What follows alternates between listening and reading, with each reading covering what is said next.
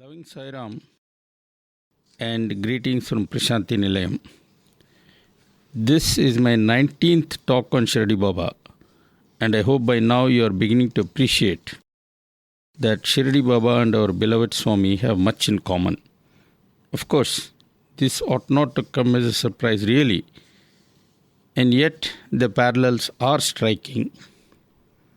We have all seen Swami giving and giving all the time. It was the same in Shirdi also. Earlier, I narrated stories of Baba asking for Dakshina.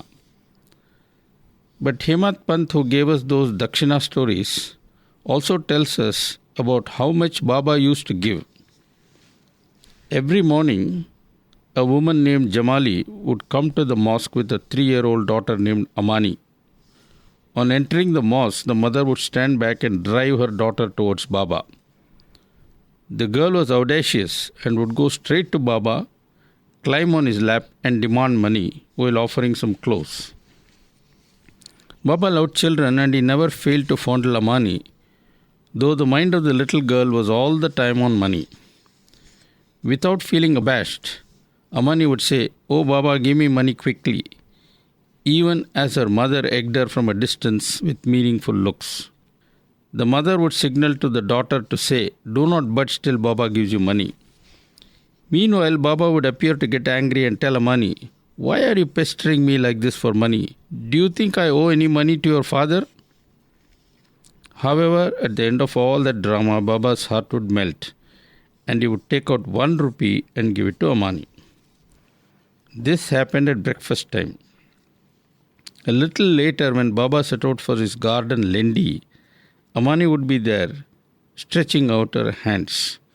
Baba would scold her one more time and give her 1 more rupee. Hemant Pant tells us that in this manner, Baba would give every day 2 rupees to Amani, 6 rupees to Jamali, the mother of Amani, 5 rupees to Dada Kelkar, and 2 each to Bhagya and Sundari. In addition, 10 to 15 rupees would be regularly given to Sathya Tope, 8 to the poor and the needy, and 50 rupees to Fakir Baba. That's amazing, is it not? For one who is supposed to collect Dakshina all the time. God is a magnet, but in this world, money is often a greater magnet. Listen now to the story of a family from Madras that came to God drawn by the money he doled out. However, God got them cured of their avarice and helped them to turn from money to God. This family were Ramadasis, that is to say, devotees of Samarth Ramdas. They were on a pilgrimage to the holy and ancient city Kashi or Banaras, located on the banks of the sacred river Ganges.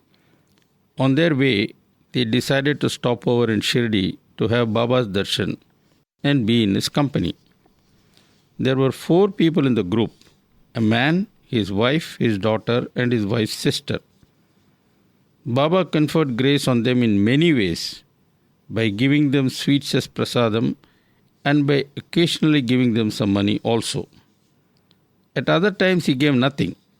As Hemant Pant puts it, fakirs, spongers and mendicants, they all came to Baba's door. Kind though he was, Baba did not always give charity to everyone. By the way, this sort of thing happens often with Swami too, and why not? People think that when nothing material is given, they have been denied grace. This is wrong and nothing could be farther from the truth. God is ever kind and He never denies grace to anybody. The mistake lies in evaluating grace in purely material terms. Baba may not give money, but he might give something more precious like good health or even better, peace of mind. It is useful to remember this. Let me get back to this family from Madras camping in Shirdi on its way to Banaras. As already pointed out, the main reason why this family visited Shirdi was to benefit from the generosity of Baba. In Baba's presence, the members of the family sang bhajans. Pant says that while outwardly the bhajans were very sweet indeed, the inner motives were far from pure. One day, something interesting happened. While the noon Aarti was in progress, Baba gave darshan to the lady from Madras as Lord Sri Rama. However, to all others present, he appeared as always as simply Shirdi Baba. Seeing the wonderful form of Lord Rama, her Ishta Devata, this lady was overwhelmed and burst into tears. Everyone around was wondering what on earth happened to this lady for her to weep like this. Few knew that it was sheer ecstasy that made her sob in an uncontrolled manner. I should mention here that this lady was originally very devoted to Rama, but later she became infected by greed, like her husband was. However, having Baba's darshan regularly changed her completely, and she went back to her state of genuine devotion for God. It was in recognition of that transformation that Baba granted her a precious glimpse of Lord Rama. Later that afternoon, around 4 p.m. or so, the lady narrated in detail what she saw. Her husband was quite skeptical about the vision his wife claimed she had had. He ridiculed her by saying that she was deluded and that she merely imagined that he had seen what she wanted to see.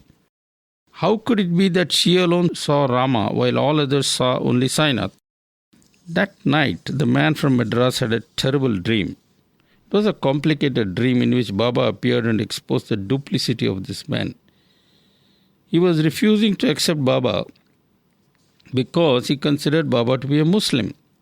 And yet this man from Madras, who claimed to be a follower of Samarth Ramdas, secretly worships some Muslim deities also. In the end, the man begs for Baba's forgiveness and is blessed with a vision of his guru, Samarth Ramdas. At that point, the man woke up from his dream and, after reflecting on it for a while, realized that he had failed to appreciate the divinity of Baba. With this, both the husband and the wife had been transformed, each in a different way. The family then spent some more days in Shirdi, now totally free from avarice and greed. And when the time came for them to leave and proceed further on their pilgrimage, Baba gave them some money, but not all that they needed. He told them that Allah would be with them and take good care of them. And that was the way it happened. Their pilgrimage was a great success, far beyond what they had expected. This is a clear example of God's compassion and forbearance. Even though the family came with the intention of cheating, they were all reformed and allowed to complete their pilgrimage without any problems. God is so full of love that once one develops full faith in Him, all the past is forgotten and forgiven. Swami often talks about self-confidence and how important it is. Listen now to the story of a young man and later of his father, both of whom lacked self-confidence. Yet the mother of this boy had great faith in Baba, and that pulled these two men through the crisis. Let me start with the boy first, who lived with his parents in Bandra, now a posh suburb of Bombay, where many movie stars live. The boy's name was Babu Tendulkar. His father's name was Raghunath Rao Tendulkar, and his mother's name was Savitri.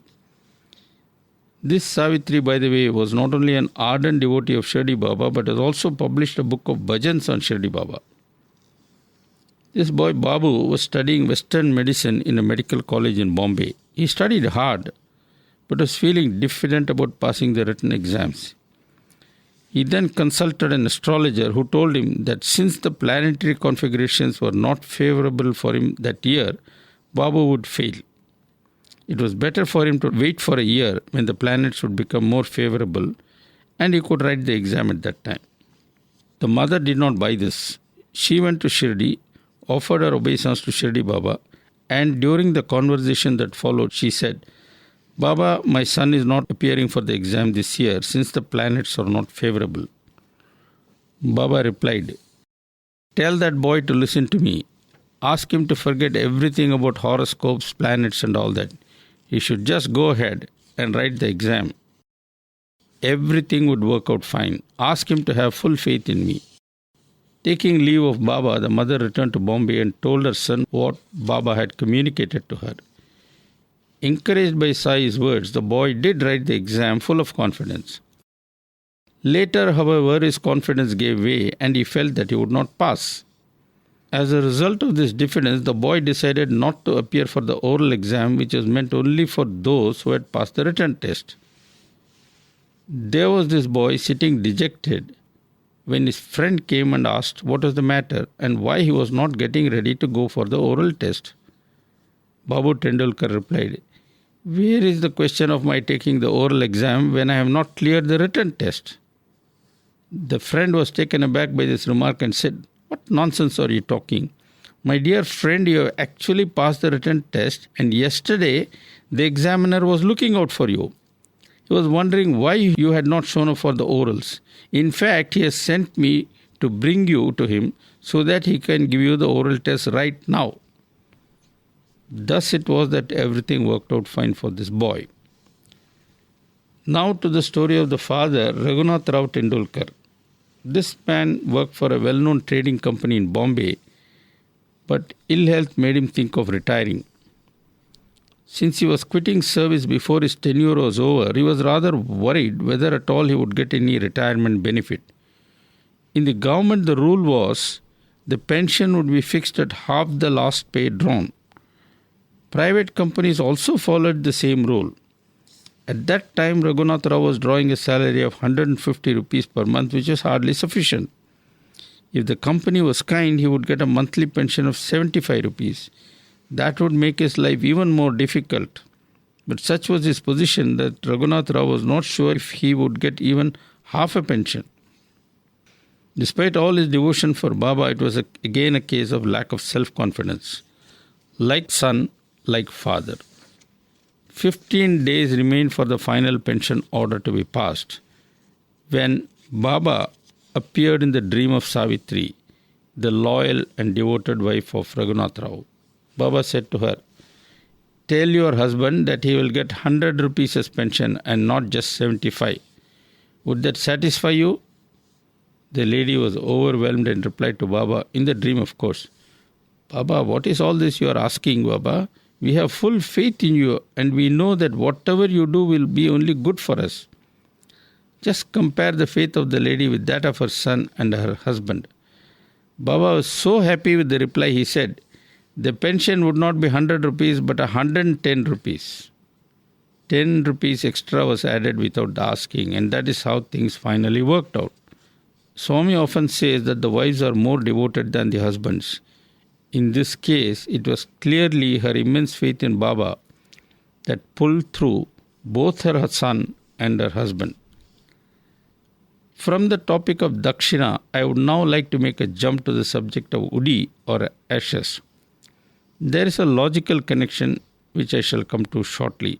But meanwhile, I must explain that Udi was to devotees of Shirdi Baba what Vibhuti is to us. Himat Pant tells us that while Baba gave away most of the money he collected as Dakshina, he retained some for buying faggots. This he used to burn in an urn called dhuni and later collect the ash. This ash would then be distributed as Udi Prasadam. Himat Pant says, and I quote, "When returning home from Shirdi, when devotees came to take leave of Baba, it was Baba's custom to give them Udi. When Baba said, 'Bring Udi,' they knew that the permission was granted for them to leave." End of quote. How remarkably similar to what happens when devotees take leave of our beloved Swami. Now, what is the significance of this Udi, and what was the message that Baba was sending by giving Udi to his devotees? Himat Pant offers this explanation, quote, "The purpose was to convey that this whole visible creation is nothing but ash, and that everyone should know this for certain. Even this body of ours is just a piece of wood made up of the 5 elements and remains only for the purpose of experiencing pleasure and pain, after which it will fall motionless and be reduced to ash without fail." End of quote. Himat Pant adds that Baba wanted everyone to be reminded of this fact, namely that in the end, everyone would end up as ash. Udi is a reminder of this profound truth, that Brahman alone is real, while the world that seems so real is illusory. Dakshina is given by devotees to Baba to promote renunciation. Udi is given by Baba to devotees to promote detachment based on discriminating knowledge. Himmat Pant says that together Dakshina and Udi help the devotee to cross the turbulent river of worldly life to the yonder bank of eternal peace and bliss. We have all heard many stories of miracles that Swami's Vibhuti has performed. In Shirdi also it was the same. Listen now to this story. This concerns Narayan Govind, alias Nana Sahib Chandorkar, known popularly as Nana. At the time of this story, Nana was in a place called Jamnar, some distance away from Shirdi. Nana's daughter was about to deliver a baby, but the labor pains were unbearable. Nana became very distraught and kept on praying to Baba to do something and relieve the excruciating pain his daughter was suffering. The Lord being omnipresent and omniscient, He always knows, even though in physical form He might be far away. Thus, Baba and Shirdi knew what was going on in Jamnar. Just at that time, a person named Gosavi Ramgir Bua was preparing to return from Shirdi to his native village Kandesh. As was the custom, he went to the mosque, fell at the lotus feet, prayed for permission to return home, and asked for some Udi Prasadam. Baba then said to him, "By all means go, but on the way stop over in Jamnar in Nana's house and take some rest, and give this Udi to Nana. After inquiring about the health and welfare of Nana and his family, you may then proceed to your village." Gosavi Ramgir Bua was now in a fix. He definitely wanted to be of help to Nana, but he did not have enough money to make a detour. He barely had enough money to go direct from Shirdi back to his village. So he said, "Baba, I have with me only 2 rupees. With such a small amount, how can I first go to Jamnar and then from there to my village?" Baba simply said, "Don't worry about all that. You just go and do as I said. Everything would be taken care of." Ramgir Bua then set out to the railway station and purchased a ticket to Jalgaon, the station nearest to Jamnar. That ticket cost him 1 rupee and 14 annas, leaving him with just 2 annas only. So, even as the train was speeding, Ramgir was all the time wondering, what on earth am I going to do with just 2 annas? The train reached Jalgaon, and Ramgir got out of the train and went out of the station. There he saw a peon calling out, "Anybody here who has come from Shirdi?" Ramgir went near that peon and told him, "I am coming from Shirdi." The peon said in reply, "Sir, I have been sent by Nana Sahib Chandorkar to receive you and bring you to his home. Please come with me, sir. There is a tonga, a horse-drawn carriage that is waiting." When Ramgir Bua heard this, he was simply delighted. He thought, someone must have sent a message from Shirdi to Nana about my arrival. Ramgir then sat in the tonga and the tonga took off. It was 11 o'clock at night. The tonga was very good and comfortable, and the peon who was driving it was smartly dressed. With his moustache and beard, he looked rather like a Muslim. Around dawn, the driver stopped the tonga near a stream and allowed the horses to drink some water and rest a little. The driver told Ramgir, "I shall get some water for us. We can then have some sweets that I have with me and also some snacks. After that, I shall harness the horses and we can leave."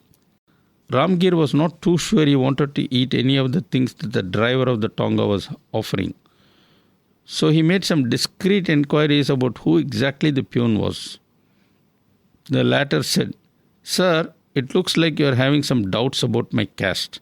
Actually, I am a Kshatriya Hindu and a Rajput. And by the way, these snacks were sent for you by Nana. They are not from me." Ramgir was very much relieved and partook of the snacks. The horses were then harnessed and they continued their journey and finally reached Jamnar. There, the tonga stopped in front of Nana's office, which was locked. Ramgir wanted to relieve himself and went to one side of the road, but when he came back, there was no tonga. It had vanished. Ramgir was totally surprised. Anyway, making inquiries, he finally reached Nana's house. There he found that some religious rites were in progress to propitiate goddess Durga, so that the daughter's labor pain would be reduced. Ramgir then handed to Nana the udi packet sent by Baba, which was immediately mixed with water and administered to the mother-to-be. The girl drank the water with sacred udi and instantly delivered. The crisis over, Nana and Ramgir began to talk. Ramgir asked, "Hey, listen, that Tonga you sent for me, the driver suddenly vanished after bringing me to your office in town." Nana replied, "What Tonga? What driver? What are you talking about?" Ramgir was stunned and asked, "You mean you did not send any Tonga to meet me at Jalgaon railway station?" Nana said, "No, I did not. How was I supposed to know you were coming?" At this point, both of them realized that it was all a Leela of Baba, an act of supreme compassion. As Hemat Pant writes, quote, "Oh, where was the Tanga and where was the Pune? It is only Mother Sai who plays different roles in different gars, and out of love for his devotees comes running to their rescue in the hour of their need." End of quote. Those who have read books on Swami, especially those containing thrilling accounts of the remarkable Leelas used to perform in the early days of the Shirdi Sai avatar, will not fail to see the striking parallel with events that happened in Shirdi. As I have often reminded you, this should not come as a surprise. Yet, it is necessary to recall those events, to remind ourselves of the fact that if we repose faith in God, then He would go out of the way to help us. Yes, all we have to do is to take one small step, and He would respond with a giant leap to reach out to us. Thank you for listening. Jai Sai Ram.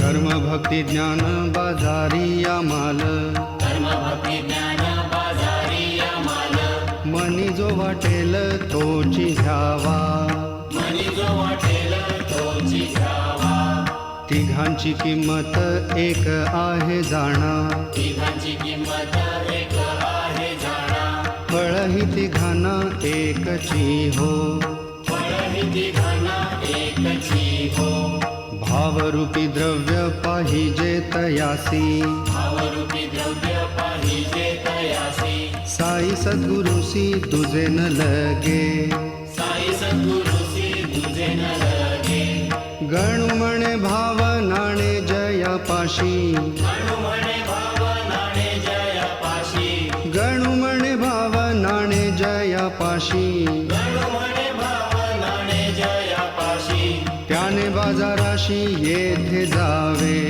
त्याने बाजाराशी येथे जावे, त्याने बाजाराशी येथे जावे, फळते पाथेय घ्यावे फराळाशी, फळते पाथेय घ्यावे फराळाशी, मग पंढरीसी जावे सुखे, मग पंढरीसी जावे सुखे, बाबाजीने कृपा तुकोबासी केली, बाबाजीने कृपा तुकोबासी केली, तैच फळली पंढरी त्या, तैच फळली पंढरी त्या, थापटणे गोऱ्याने मारुनी नाम्याला, आपटणे गोऱ्याने मारुनी नाम्याला, कच्चा ठरविला देवा पुढे, कच्चा ठरविला देवा पुढे, गणू म्हणे मग खेचर माऊली, गणु म्हणे मग खेचर माऊली, गणू म्हणे मग खेचर माऊली,